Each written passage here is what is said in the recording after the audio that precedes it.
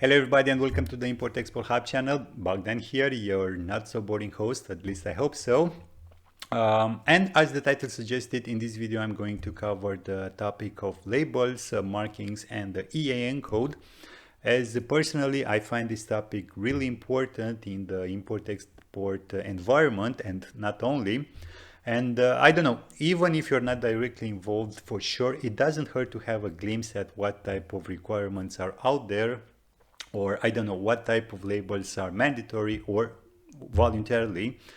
Unfortunately for the labels and markings general requirements, I'm going to cover only the ones coming from the European Union, but still I think it's relevant, or I don't know, useful, because let's face it, if you can tackle the EU bureaucracy, you can tackle right about anything. So without further ado, the first step in this journey is finding out the right marking, labeling or packaging legislation that might apply to a product traded in the European Union market. And of course, to draw a distinction between what is mandatory and what is voluntarily. Another important factor to consider is to distinguish between marks and labels, as the mark is a symbol or a pictogram that appears on a product or its respective packaging, and these range in scope from, I don't know, signs of danger to an indication on how to properly recycle or dispose a particular product. As usual, the purpose of these marks is to provide the importers, the exporters, the end users, of course, and the market surveillance authorities coming from the European Union with important information concerning, I don't know, safety, health, environmental issue, or energy efficiency relating to the concerned product. On the other hand, labels appear in the form of written text or numerical strings, which may be required but are not universally recognizable, and typically labels indicate more specific information about the product in terms of, I don't know, measurements or materials and ingredients that might be found in that product. And now to give you some examples, I will begin with a couple of products that require mandatory labeling and marking.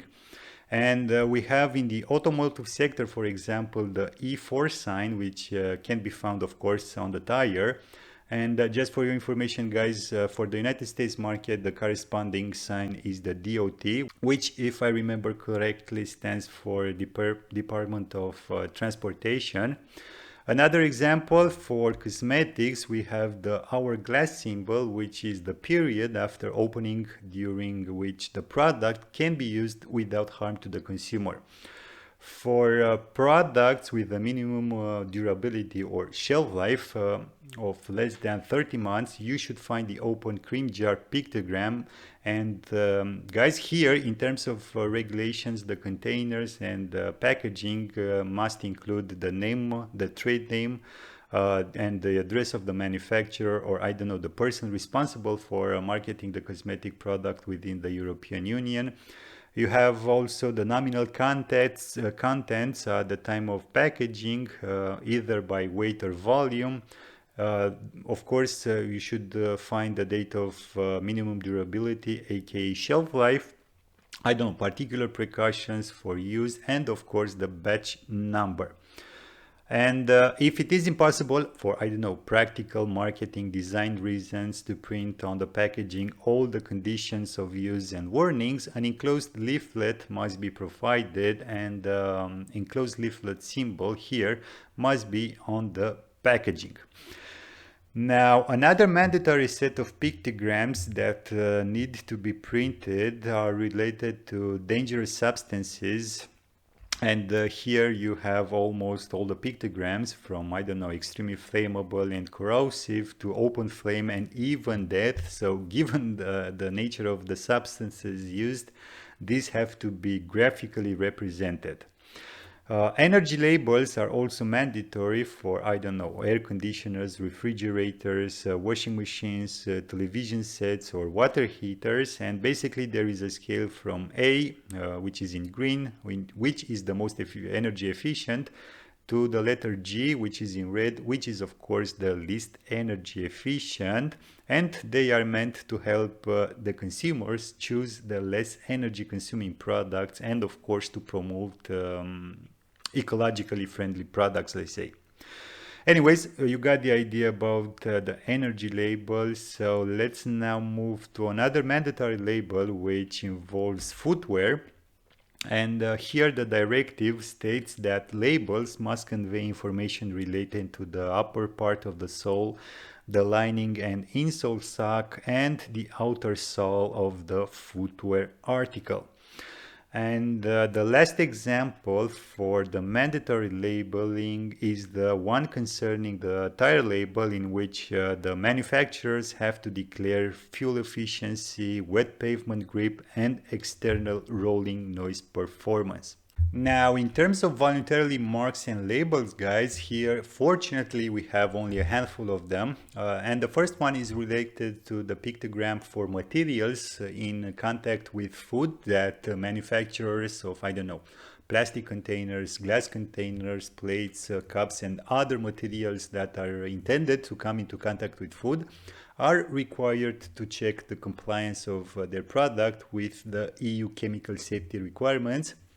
And basically here it is mandatory, of course, to comply with the legislation, but the use of the symbol on products is again voluntarily.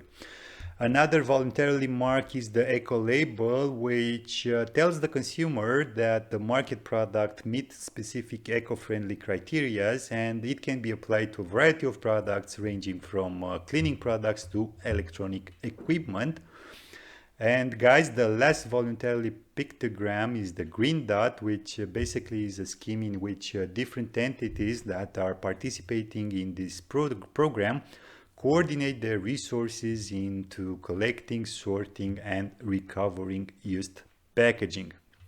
And guys, a very important thing to consider about mandatory and voluntarily marks and labels, at least in terms of European Union, well, they apply to all the member states in the European Economic Area, as well as in the candidate countries seeking membership to the European Union. And with this being covered, at least briefly covered, I will switch register and enter the beautiful world of barcodes, in which product managers, salespeople, logistics, and product designers fight each other like mads. I'm joking, of course. They only fight at the beginning of a new product launch. But anyways, the idea is that if you hear about, I don't know, EAN code, the global trade item number, yes, or the UPC as it is known in the United States, we're talking about the same thing, a 13-digit unique code needed for the identification of goods. And basically, with the help of automation and scanners, the coding enables a secure readout and avoids typing errors and mistakes. And myself, having a strong background on physical distribution, I saw directly how the barcodes simplified warehousing and the distribution of goods in general, with substantial benefits also in retail, of course, as there is no need to have price labels on the goods and articles that are scanned, providing, of course, that you have scanners at the cash register. And now, before a company, guys, can begin using barcodes, each company must first assign the numbers that go inside that barcode.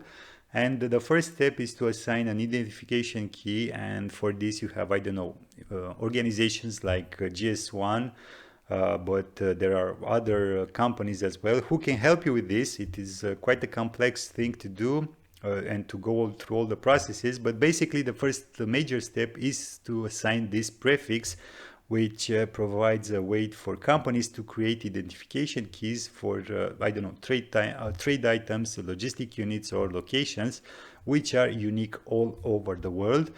And only after receiving this company prefix, the respective company can begin to assign identification numbers to their trade items. The next step is to decide what type of product you're barcoding, so to say, and if the barcode will carry static or dynamic information inside it. If it's static, it means that the information is always the same and that the barcode can be printed using traditional printing pressed directly on the package. And think here at paper juice carton. Or the barcode is printed on a label that is applied afterwards and on the package. And I don't know, you have here a label that is put on a plastic bottle of milk, for example. On the other hand, if the information is dynamic, then either a digital or a combination of digital and traditional printing will be required. And here a good example is related to a product that requires, I don't know, multicolor graphics and of course a barcode with dynamic data.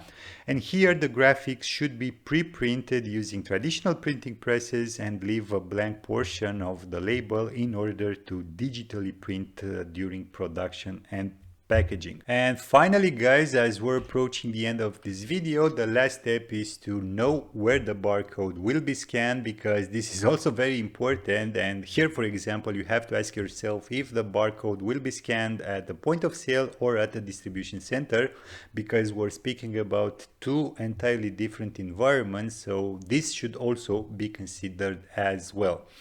And after knowing where your product will be scanned, then it's just a matter of selecting the right barcode type and pick a barcode size and color, and you're done. You can start selling.